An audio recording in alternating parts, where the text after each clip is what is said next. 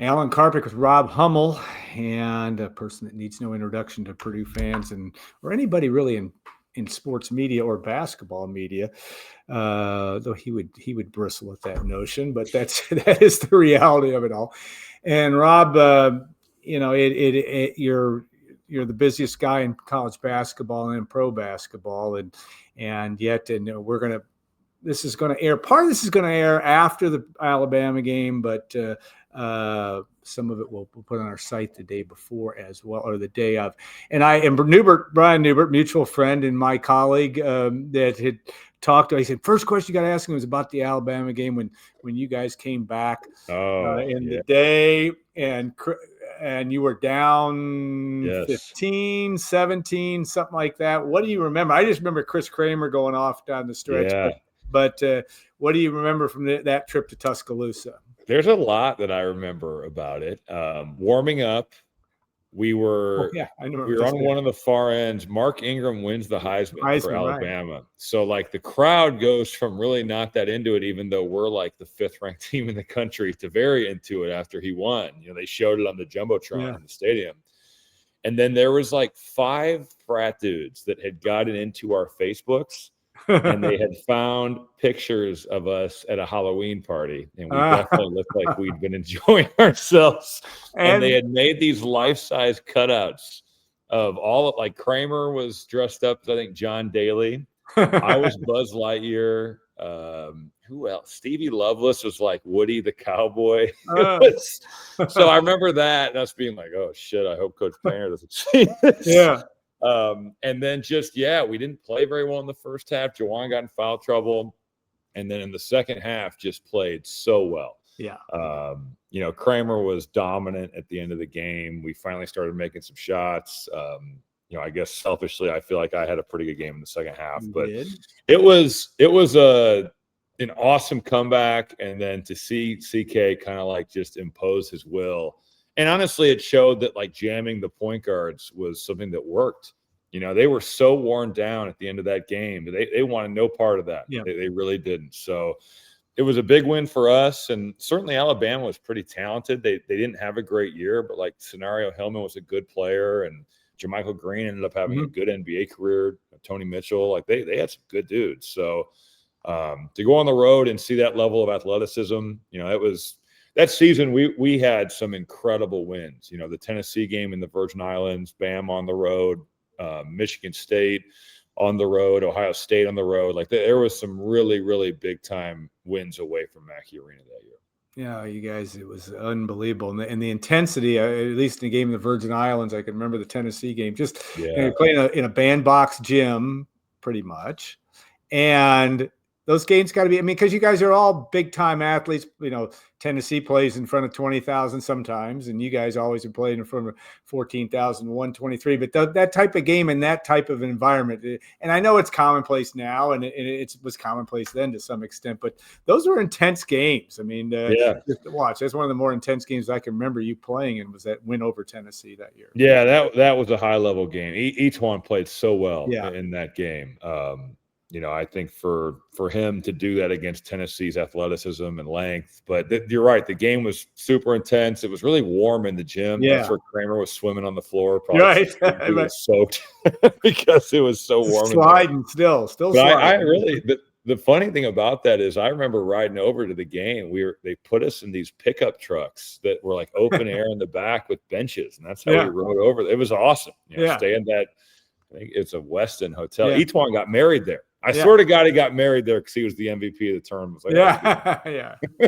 So that was a good one too. All right, well, I do, and some of you may not be watching this till after the Alabama game, so we're going to find out how clairvoyant Rob Hummel is. But obviously, Purdue, Nate Oates, and that team now ranked 8th. Purdue will come into that game ranked 2nd. And Purdue fans, well, first, I'll just look. I don't know how much you've seen Alabama or know about Alabama outside of just having talent, and they had to do a lot to change move their roster around in the last year.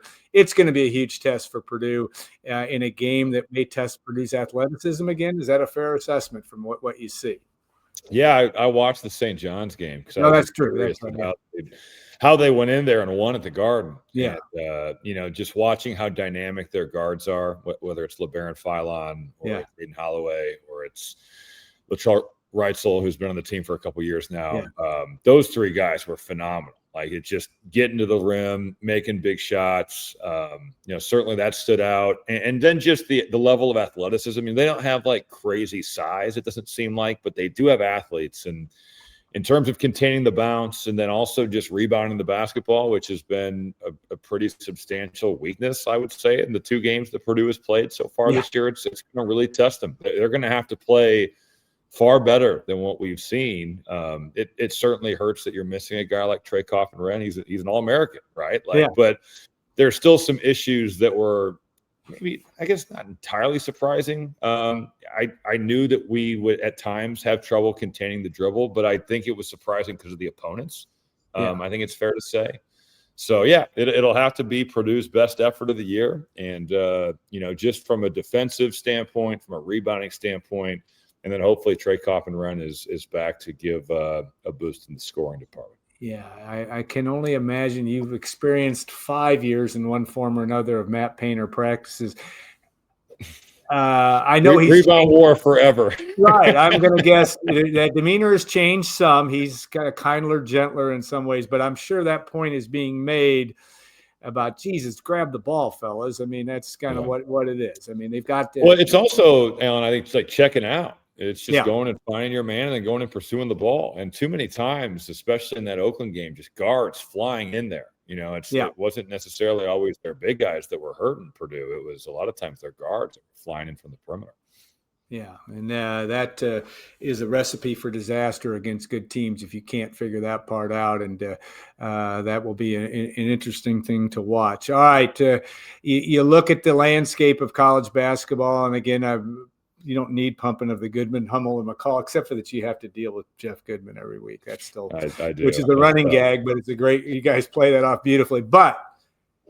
You look at all these players. One of the things I took from this week's was the fact that to talk about the talent level, and that kind of plays into, in my view, and maybe from too much of a Purdue perspective, the general feeling, Purdue's, they're going to go to the Final Four. They might win the national championship, which you guys have picked, a couple have picked of them. But my point is, there's a lot of guys and a lot of talent at the freshman level that could really impact. Come March and April, the NCAA tournament, just because they're just phenomenal talent. So talk about that dynamic. And you said going all the way back to maybe 2010 or 12, you said this is as good a freshman class as there is in college basketball. Yeah, there's just a ton of high-end, high-level talent, whether it's Darren Peterson at Kansas or AJ DeBance at BYU or, Carlos Boozer's son at Duke.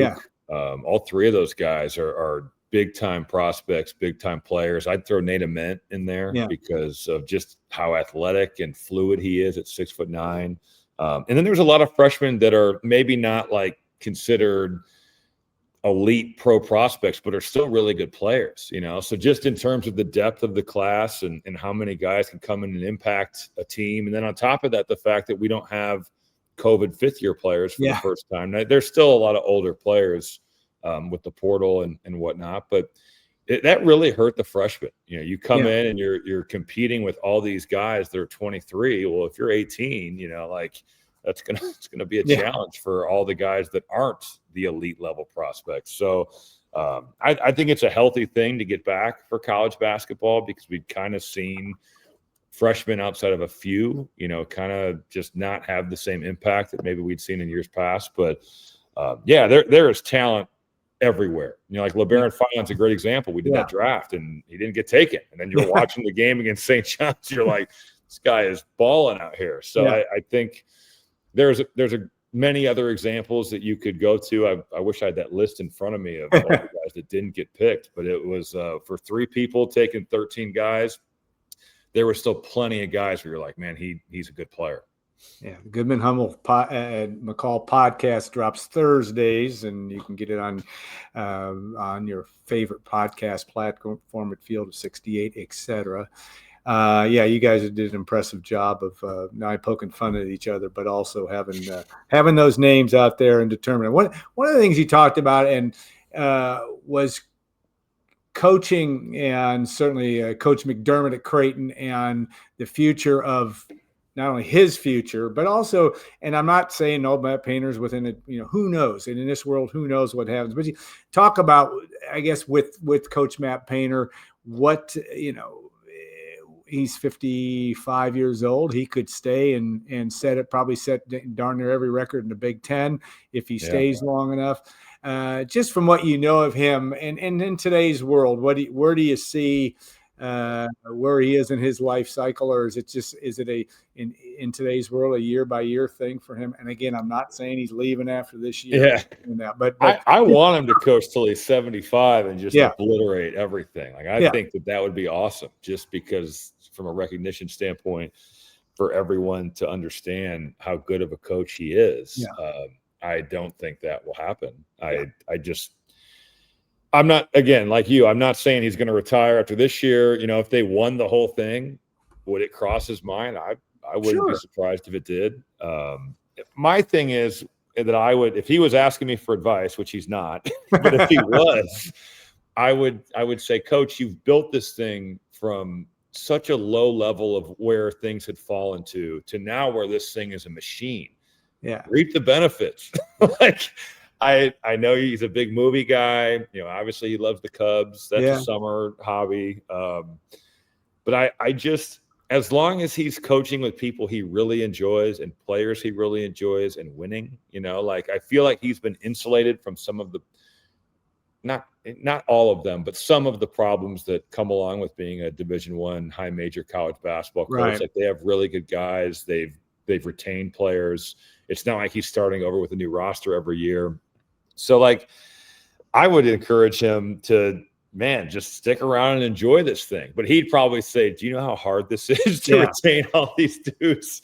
So I get that. If he retired in 5 years, would that shock me? No, it would not. I hope it's 10 or 15 or even 20. If he's 55, go to that and shatter every record. But I would be shocked if he's here for another 20 years. That would shock me. Well, I think the thing that's interesting about him, and he's such a big picture guy, or sees the landscape of what it should be, but also sees it's, at least from what he says, where the pitfalls are, where the problems are, how to not get around, but how do you thrive in this new environment? And there's some clear ways to do that. It may or may not happen, but man, he'd be a good czar of college basketball too. I mean, there's a lot of things if that would keep him interested. Yeah, I guess, is there a position like that? I guess Dan Gavitt, the NCAA, he's kind of like that, and he does a great job. But when you listen to Coach talk about issues, and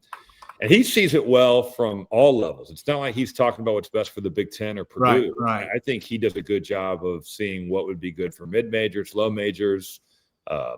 Everything. So it also wouldn't shock me if one day if he was to retire to go be an NBA scout. That wouldn't. Now I don't think he wants to travel and be like an advanced scout, but if he could go to Indiana or Indianapolis and scout teams coming through for them, I'm sure that he'd love to do that. And you could definitely, Etuan is a scout for the Bulls. He lives down in Orlando. Yeah, and he just watches teams come through Orlando, Miami, Atlanta. So his travel's pretty minimal, and I could totally see Coach doing something like that. Yeah, he's a pretty good evaluator of talent, knows it when he sees it. And I think the other thing that's good from an organizational standpoint, and you've seen this around the country, but good guys, good coaches, good programs. Also, it's the old Stephen Covey, begin with the end in mind. In other words, I'm not saying, and PJ Thompson's certainly been talked about as a potential down the road. We'll see how all that works out. But he has a group of people around him on his entire staff that it's pretty hard to beat in terms of persons. They're folks that you want to be around and you like being around if you're Matt Painter. Well, and you just have guys that care about the program and have put the time in. Paul Lusk has been with him since probably 2003 or 4. Brandon Brantley, obviously his ties to Purdue as a player, won 3 Big Ten titles, and then to come back and be an AAU guy for a little bit in Indianapolis, but then make that transition to coach at Purdue and the job that he's done in developing big guys. Terry Johnson's been here now for 4 or 5 years. You mentioned PJ, but you have Sasha. You have guys that are so invested in the program and helping Coach Painter, and that's why to me it's like, as long as you still enjoy coaching and you like the people you're around, I hope the coach stays for a lot longer than what I think he might actually stay. Yeah. When you look at and the elephant in the room is still the environment and what is going to happen. I mean, you look at, if you believe people or folks, the rev share is going to could even things out. NIL is going to be mitigated both at the same time by Deloitte and all that. But I think I think if that can get even out, fine. But the transfer portal thing has got to get figured out. I mean, just in terms of this constant flow, because these coaches, it's like, I know, well documented. Matt Painter wasn't the only one, but after you lose a heartbreaker to Houston last year, you're spending that entire weekend talking to your guys, making sure that the right ones are coming back, et cetera. I mean, is that as simple as that? Not simple, but is the portal the first thing that needs to get figured out in your view? Yeah, I think so. And, it's not like they were even just thinking about retention. They're going out on like visits leading into the games in Indianapolis to visit with, Oscar Clough and some of these other guys that are going to transfer in. So the portal, it's just, there's no accountability to stay. So it's like, I think there's value a lot of times, and coaches talked about this. It'll probably sound like I'm echoing what he says, and it's probably because I heard it from him. Yeah. But like, there is value in going through struggle, right? Like there is a value of going through hard times and coming out the other end better for it. And with the way it is now, it's like, and I think coaches have had to really adjust the way they coach. I think that certainly you start yelling at guys the way that it used to be. Bobby Knight, his team would have been, I would assume a lot of those guys would say, I'm out of here. I'm not listening to this if I don't have to sit out. But I look at it from a mid-major. We're killing the mid-majors. And that's a lot of people's favorite part of the NCAA tournament. Yeah. Is the Thursday and Friday of the first weekend. And, you look at these rosters, and there's no way, if you make a tournament, your team is gone. Yeah. Anyone that's an underclassman that had a good year, they're out. They're trying to move on up. So you got to be basically the minor leagues and send guys up and take guys that are coming down and tell them, hey, we'll get you back up. It's just growing up a fan of VU, at Valpo when I was a kid and a ball boy. I would have been like, man, this is insane watching this team where you have a promising young player and he's out of there. Their Sweet 16 run is impossible. Yeah. Outside of maybe Bryce staying because he's the coach's son. Yeah. And even he might have left. You'd have, as a young guy, you'd have wept openly had those. I would have. Yeah. I totally would have. But like, that's a great example. We're killing those rosters, and these coaches develop these players and then lose them and get nothing for it. I would love to see, and I know there's a lot that goes into it, whether it's collective bargaining or, the unionization of the players, and then there's also, like tax implications, but like buyouts, at least so that they get something. If you're going to take a player, you've got to pay some sort of buyout. Like I would love to see that. I would love to see 1 year and 2 year deals, where, okay, if you're going to leave, then you've got a same kind of idea of a buyout. But it just, the player movement, I'm all for it. But like, if your coach gets fired, it should be automatic. You can leave. If your coach leaves for a new job, you can leave. But to have everybody free-for-alling to do 4 years of free agency, especially when at the end of the day, the main goal is to get these guys degrees, because let's face it, the majority of them will not make enough playing basketball professionally to support themselves for the next 40 years. We're not doing these guys any favor. There's going to be a tragic story of this era where it's like, all right, this guy played at 4 schools, didn't graduate, has nowhere he can go to help himself, to finish school, can't get a job, and made, let's say, $700,000 as a collegiate athlete and spent it all and has nothing. Yeah. And it's like, well, what does that guy do? How have we helped him other than we just got him through, didn't get him a degree, and he played 4 years? That's not helping him in his life. So that's going to happen, and it's going to happen more often than we'd like to admit. And I think that's truly a tragedy, because a scholarship to college is quite the opportunity for everyone that gets one. Glenn and Linda Hummel did the best job of parenting I know, only because you're an example of that, your parents. convincing an 18-year-old, even as good as you were coming out, in one of the most talented classes that there was, that 4-year thing is a great idea, and that team it's a hard thing to do, but maybe, and I know Purdue's got as good a foundation truly as anybody in the country in terms of a culture, that word out there, but that's a hard thing. I mean, it's really hard to, when there's money floating around and agents and hangers-ons that are trying to make this happen. That's going to be interesting to see how you navigate that. No, it will. It's truly like uncharted territory. And it's kind of like the NCAA because of the situation they find themselves in, whether it's antitrust or whether it's just lack of, how do I want to say this? Lack of fortitude, to stomach some of these things that they're just like, it's not worth taking it on. Yeah. There's no rules, and that's not a good thing. It's really not. I got to ask you about, as we wind things down here, about the wonderful world of media and sports media, of which you are up the food chain a fair amount, to say the least. But the world of not only podcasts, which is everybody's doing one on Purdue basketball. That Newbert drives him nuts, and I get it. But it's not even my favorite thing. But it's the way of the world. Right. The world of hot takes and how you deal in that. I mean, you could say anything.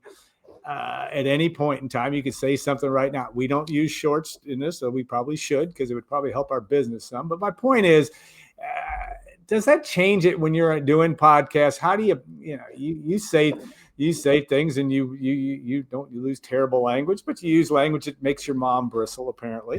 But what do you see? Where do you see all this? Because it's fascinating where this is all going. Because beat writers are kind of a thing of the past, kind of.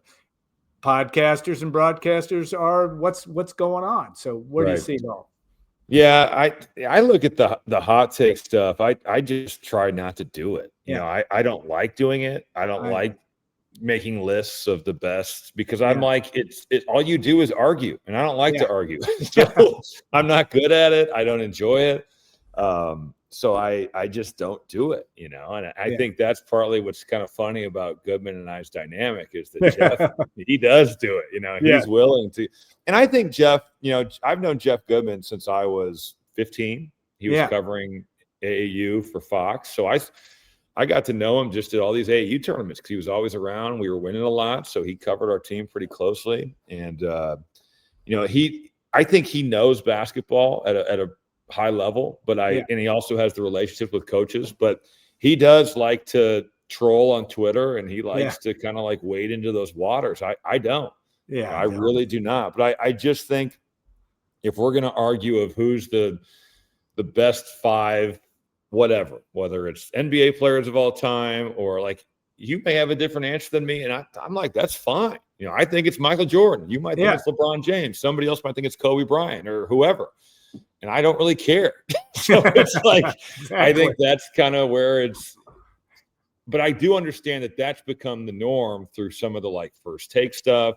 And social media clicks is kind of the more viral and contentious you can be, the more popular these things are. Like, I wish ESPN would go back and just do Sports Center the way they did in the 90s. I wish I could catch up on sports in an hour, because that's what it was. But clearly their data has shown that this is more effective at getting eyeballs. So, it's something that you have to live in. I'm lucky that because I do games, you don't really speak in like the hyperbole that like a podcaster needs to get.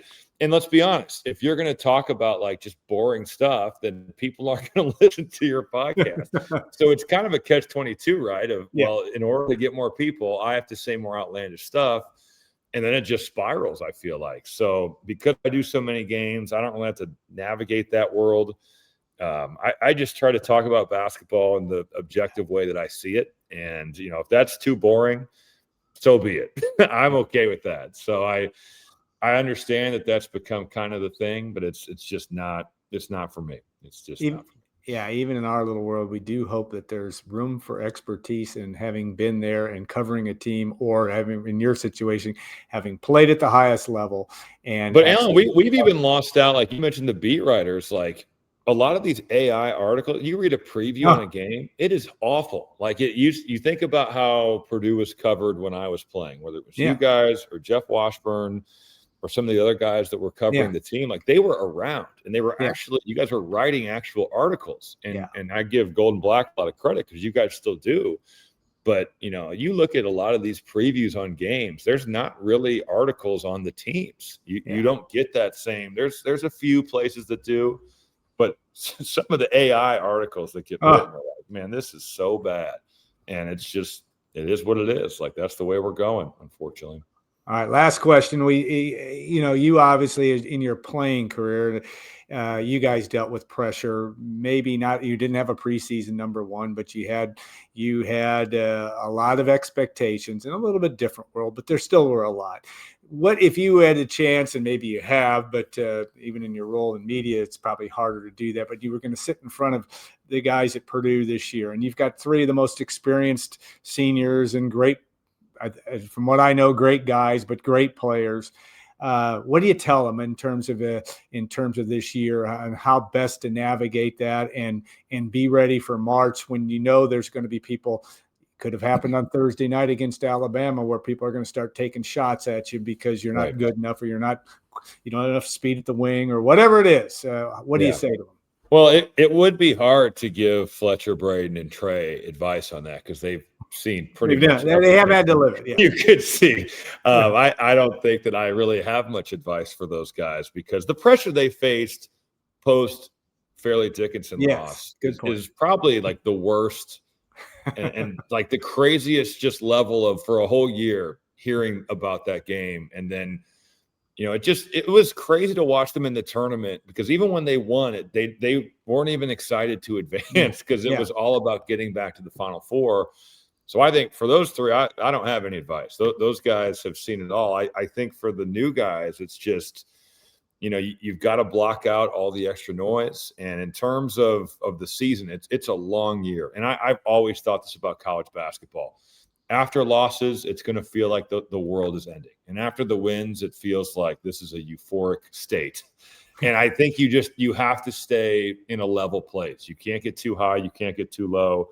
But you also have to be able to enjoy the season. You know, like it is a privilege to play college basketball and to get to play in the Big Ten in the venues and the arenas and on the TV, national TV games that you're going to play in every night out. You know, that is a privilege that so many guys would love to have the opportunity to do and never get to do that. So to enjoy it, but to understand, like, man, when after a loss, I used to think about this on SportsCenter. Like when we would lose, no chance I was watching SportsCenter in the morning before going to class. But if we won, I promise you we were all watching SportsCenter because it was awesome to watch that stuff. You know, like you're seeing these SportsCenter anchors that you grew up watching, and they're like, you know, doing the highlights of the game. Like, so I, you know, live in the moment, but understand that, hey, when it's going bad, it's the sun will rise the next day.